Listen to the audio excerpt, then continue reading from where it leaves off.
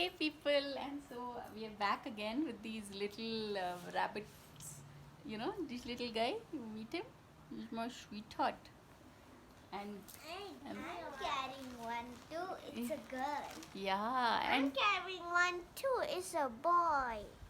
but we are not sure whether it's girl or boy. But yeah, They look like girls. yeah, they it This seems is like that. He looks like this is a boy. Yeah, correct. That looks like And this one also looks like he's a boy.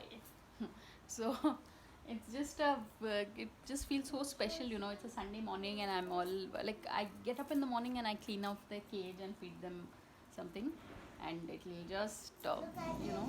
Anvika, why do you feel rabbits are very good pets? because they, if like someone treats them badly, they have good manners. Like if we treat them kindly, they don't bite. Like if someone bite at me. No, Chiku, Ayush.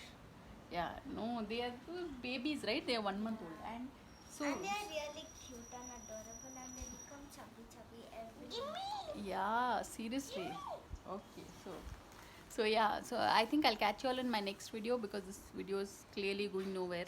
But we are still obsessed with these little rabbits.